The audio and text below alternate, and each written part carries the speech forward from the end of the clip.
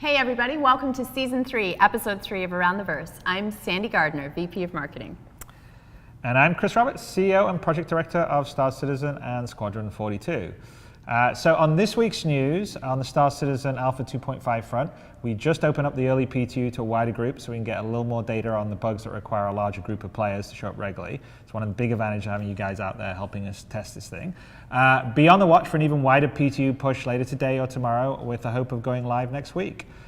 So this week's Around the Verse, it's Austin's turn to show us what they've been working on. Headed by John Erskine, who's our Austin Studio Manager and VP of Online Operations. Austin's the center of our online publishing operations, IT, community support, and is the headquarters of our global test group.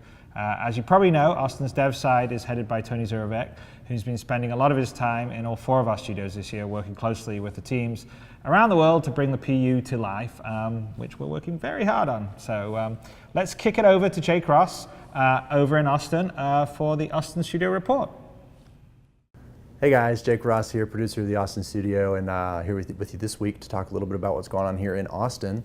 We've got a few updates for you this week that hopefully you guys haven't really seen before, something new. So I want to first hand it off to David Swafford, our Director of Public Relations, to talk a little bit about what's going on in his world as we approach Gamescom. I thought I'd tell everybody a little bit about what I do in the world of PR for CIG. I do manage the public relations, the media relations for the company all over the globe, from all of North America, Asia, also a lot of Europe, Germany and the UK, very important markets, including several others there in Europe. But if you see things like, for instance, this Edge magazine cover, you may have remembered that one, the Edge from the UK, and also a more recent cover, this one with Mark Hamill on the cover, GameStar magazine in Germany. These are the sorts of things that I'm responsible for. So I deal a lot with the media. They want pictures, they want interviews. I facilitate that. Sometimes it involves a trip to one of our studios. We set things up with all of our executives, with Chris and Aaron and so forth and others. And it all comes together and ends up in something like this. And more recently, very recently, we have a cover on PC Games magazine in Germany. And in fact, that particular magazine is sort of a preview of what we'll be showing at Gamescom to the press and also to our backers. So if you're in Germany and you see that on the newsstand, pick it up and read it. I think you'll enjoy it. But in terms of Gamescom and what we do, there are meetings that we set up with the press, with Chris, and Chris details some of the cool technology that we're showing. And so, they enjoy that and write about it and get their pictures and their interviews. And then you'll see that come out about, anywhere from that weekend of Gamescom to the following week, maybe 2 weeks out. And so we'll get a lot of coverage as a result of that. And that's all my responsibility. So we're really looking forward to it. It's going to be an exciting Gamescom. I hope you watch our live streams and our other events that we have on our website. It should be a real exciting time. All right, good stuff. Thanks, David. So now I want to pass it off to Brian Brewer, our lead animator here in Austin. He wants to give an update on the female character animations. Hey guys, we're going to be taking a look at the female animation in our game, where we're at right now, where we came from, and where we're going. We have rebuilt the skeleton to now fit the new female mesh, which you guys have seen in previous versions of Around the Verse. And kind of here she is in all of her glory. So what's happened is the technical animators have come in and they've given her a skeleton, which you can see by this little pink structure. They've skinned her, they've given her to us, and we have come in and we started testing animations out on her. And here she is playing something called a ROM, which stands for range of motion. This is something that we capture at the beginning of pretty much every motion capture shoot that we do. It's kind of just a little calibration thing that we need our actors to go through before getting data back and solving. But to kind of tell you about where she came from, we've had 2 previous versions of the female, which we've already done a lot of work on and have already done a ton of animations on. And this is kind of what she looks like right here. So you kind of get an idea of kind of what she looked like before and what she looks like now.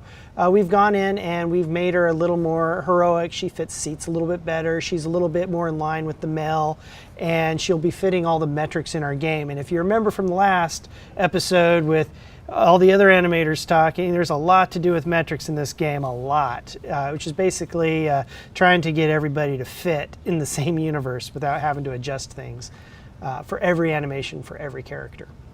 And if I come in here and turn a couple of things on, you can see these red markers. These red markers are actually the motion capture markers used on our actor when we were on stage. And we're basically doing a test, making sure that she's following the data, that there's not going to be any issues, that nothing unforeseen or unexpected is going to happen.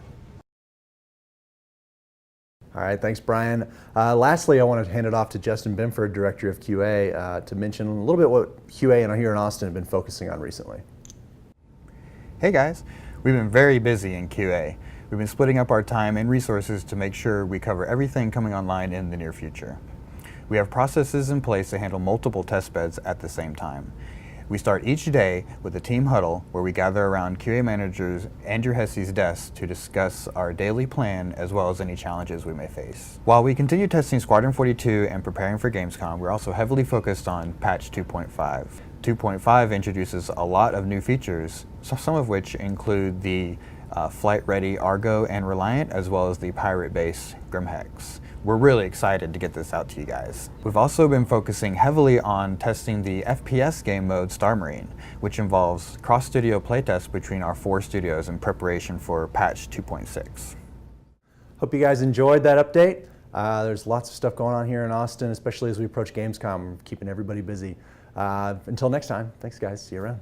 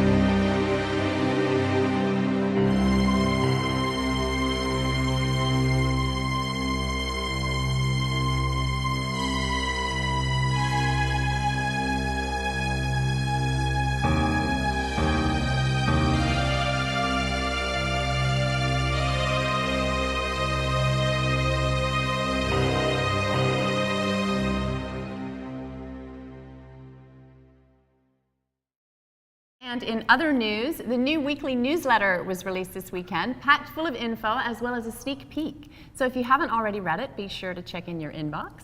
The monthly report also went out over the weekend, which is a good read. And a long read. Yep, But a good one. Yep. There you go. Track jackets and polo shirts are still available. Your last chance to get a track jacket, as they are making way for Squadron 42 hoodies by popular request. And the Gladius is the August free fly ship for subscribers. And the subscriber flare is the Reliant model, which will be attributed at the end of this week, and it will go live in the game with the release of 2.5. Now let's go over to Tyler Whitkin for this week's MVP.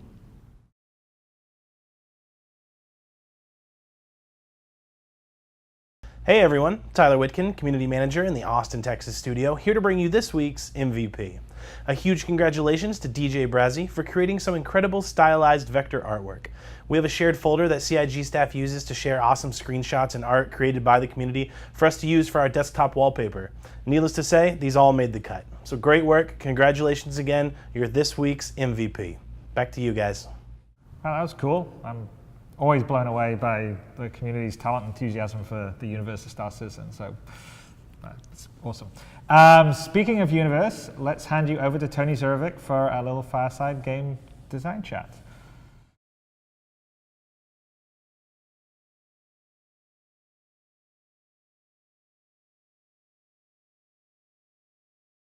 We're aiming to release the first NPCs in what's currently called 2.7 in late 2016, in limited numbers at first and then gradually increasing in quantity.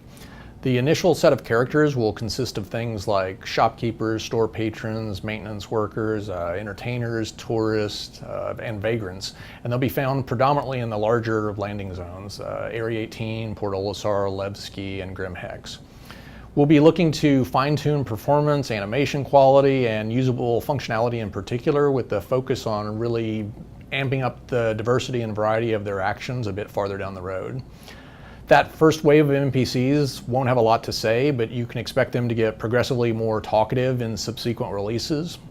At the design level, most of the gameplay systems are unified under the auspices of subsumption, which means that conversational logic will be able to easily interpret and branch based upon your reputation in a given area, your personal history with that character, whether they've given you any tasks to accomplish and how you fared, and other things of that sort.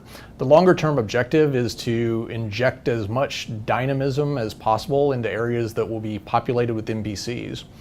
One of the ways by which we mean to do this is via the addition of dynamically constructed daily schedules to the NPC population. This is going to allow them to vary what they're doing and where they're doing it based upon the time of day. If you arrive at a landing site during the day, then you might find shoppers hunting for a good deal and workers just going about their normal business. If you touch down late at night, though, you might see fewer characters on the streets and a greater percentage of partygoers, entertainers, drunks, and criminals.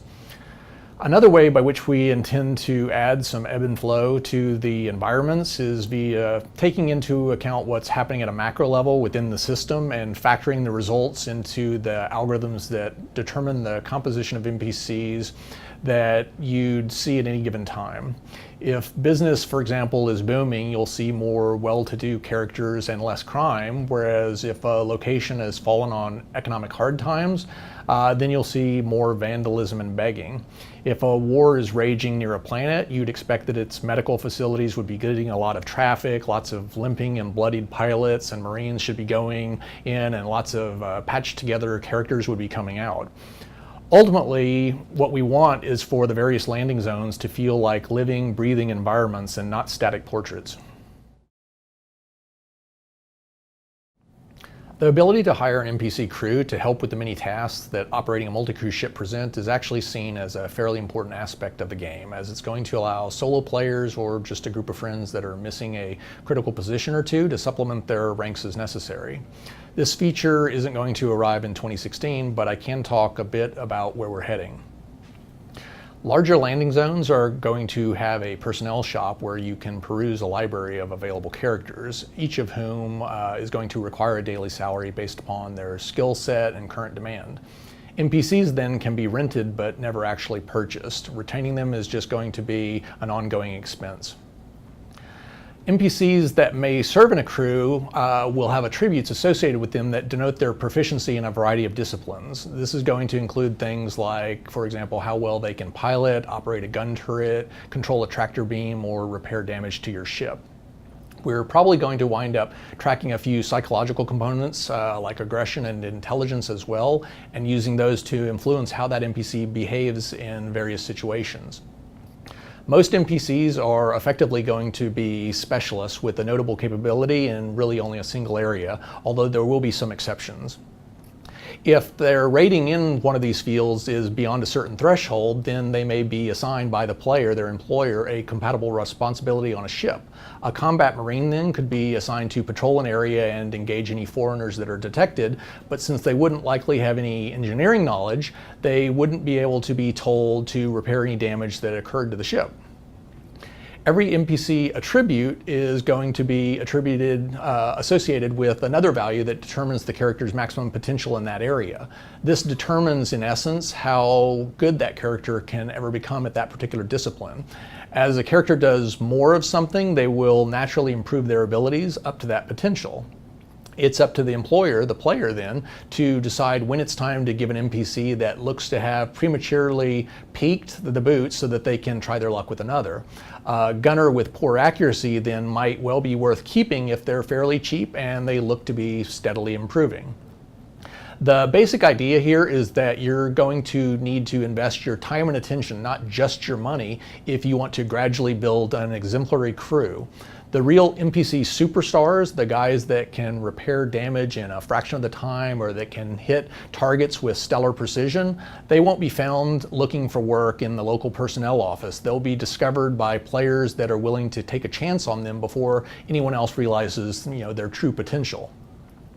Some of the NPCs that you encounter during your travels may, depending upon how the conversation goes, offer their services to you. This method of recruitment will be considerably more time-consuming than flipping pages at the local personnel office, but oftentimes it's also going to be where you're more likely to find a bargain or a multidiscipline NPC or someone with a higher than average potential to excel. Keeping track of and controlling your crew is going to be fairly straightforward. Your mobiGlas will have an employment application that allows you to see how many characters you have working for you at that moment, what they're costing you, what jobs they're capable of doing, what you've currently got them assigned to do, and overall how they're performing.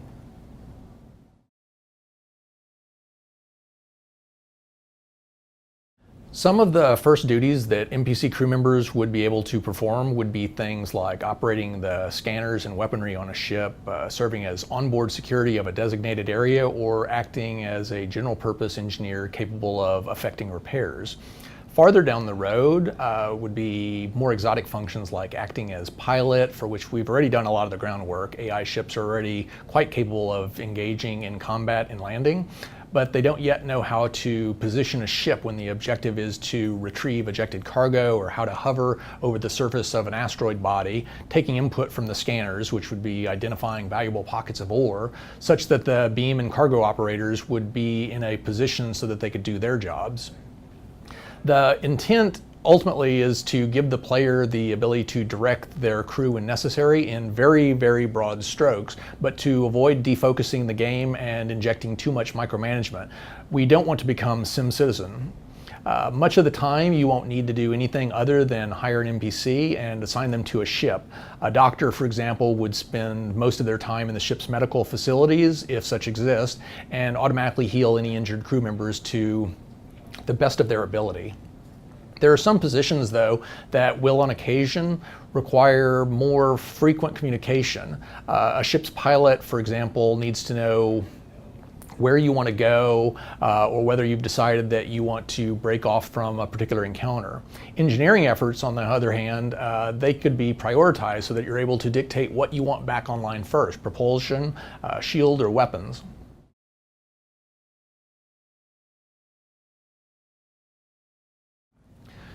We're predominantly focused on ships with smaller crews at the moment. In order to make some of the larger ships really feel occupied, though, you might need many dozens or even hundreds of NPCs. To that end, we're probably going to allow you to hire a base crew from the personnel office while specifying only a few key things, like whether you want a skeleton or a full crew and the average level of competence. Cooks and janitors and security guards then could be hired en masse, allowing you to focus on hiring just the individual specialists, as you'd typically do on the smaller ships, to really customize and enhance the control and efficiency of your ship. Senior crew members, you might even call them your officers, are really an enhancement of your character and your ship. They're an extension of your overall capabilities. Once you've sifted through the rubble and found an NPC with a lot of potential, and also invested the time and money to allow them to really bloom, we want them to matter to you. As such, and given the difficulty and expense of replacing them, then we might allow the concept of ship insurance to be extended to cover senior officers of your NPC crew for an additional charge commensurate with their demonstrated capabilities. There you go. I can't wait to get more NPC life into Star Citizen Live. It's going to be pretty damn cool. And just so you know, Tony and Francesca Riccucci, who's our lead AI engineer, have been making great progress internally on Subsumption and our new mission system. So watch for further updates in the coming months on that. So in this last segment, we're going to have a look at a ship I think you'll all really like. Bear in mind, it won't replace your current one if you have it. If you do well enough in Squadron 42, you may very well get the opportunity to fly her. So here's Chris Smith, our Austin lead vehicle artist, to tell you a little bit about it.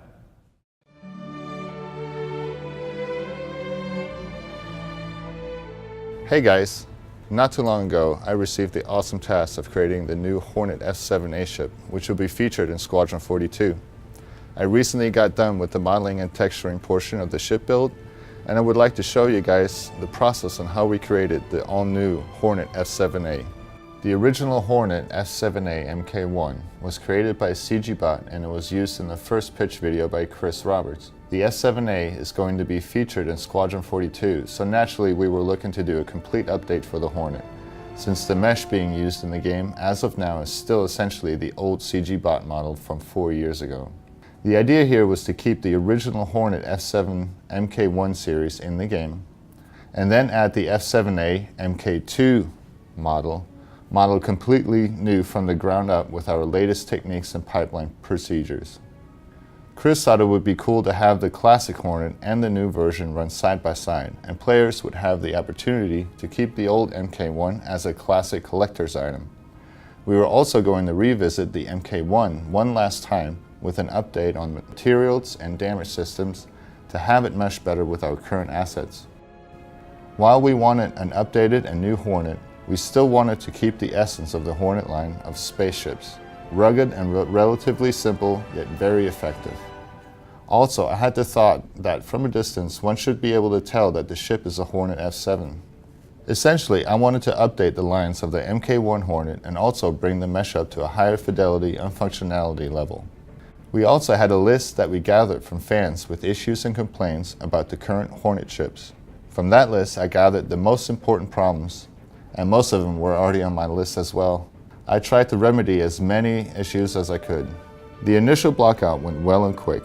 I took some inspiration from a few of the original concepts from Rob McKinnon, and also jet fighters like the F-14, F-19, F-22, and so on. I started with the front nose section. I made it slimmer with more aggressive and aerodynamic lines. Also, I took great care to enhance the visibility of the canopy, as this was a main concern for the fans of the original Hornet. I did so by eliminating the side mullions altogether to create a great panoramic view with only the two main bars obstructing the view now. I also lowered the sides for improved visibility out of the cockpit. I then moved on to the air ducts, which I slimmed down and tucked in considerably to improve the overall lines of the ship. The landing gear and the wings were moved to the body of the ship, underneath the wings, much like the F-14 Tomcat setup, for a cleaner overall solution for the wing setup, which rotates backwards at high speeds. The bottom of the ship received a big overhaul, and I decided to close it up as opposed to the open design of the original, where you can see the bottom of the ball turret. This way the Hornet feels more put together and less disjointed. Chris wanted to have the missiles hidden and then deploy, as opposed to a wing-mounted setup. Since I had closed up the bottom, I was able to move the missiles from the air intakes and have them deploy from the bottom center of the ship, which is a much cleaner setup and makes more sense. The maneuvering thrusters were also moved for optimal thrust location, and they were designed to be equal distance from top and the side from the center of the ship. The main body of the ship has been made slimmer overall, and it's much lower as well, in order to accommodate the rear top maneuvering thrusters. From there, I made it a smooth transition to the rear wings, which are slimmer in profile and more aerodynamic. For the cockpit, I worked closely with Zane to ensure correct implementation and design. We liked the original cockpit's unconventional, non-square screen designs and tried to incorporate this design spirit into the new cockpit. I also took many cues from modern fighters such as the F-22 and other fighters. From here, I started with the first round of details of the ship, working my way from part to part, and also started to incorporate the big hit decals that define the ship from a small distance. I reused the existing Gladiator textures to create unique materials for the F7A, and it worked out great, as I saved a great deal of production time while staying within the manufacturer's style for consistency. On smaller ships, we break the ship colors up into 3 main colors that can be changed in the ship's material to create different variations and paint jobs in a quick manner. Since the F7A is the military variant, it was decided to go with the green version based on the original color scheme of the pitch video. That's where we are with the Hornet F7A Mark II. We hope you enjoy flying it in Squadron 42.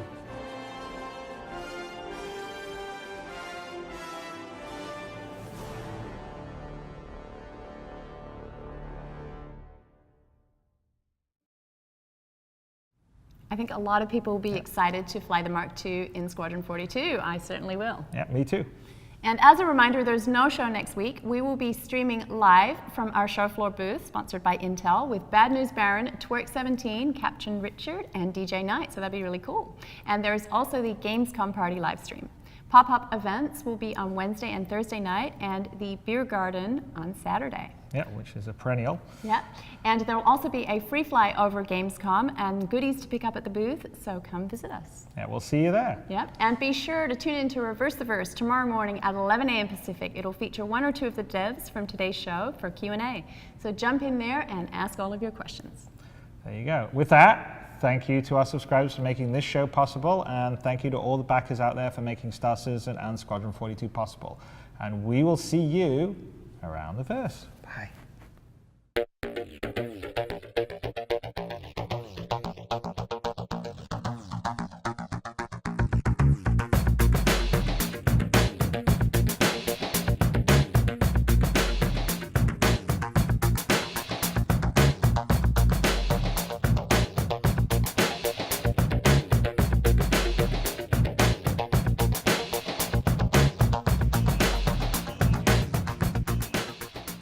Thank you for watching. So if you want to keep up with the latest and greatest in Star Citizen and Squadron 42's development, please follow us on our social media channels. See you soon.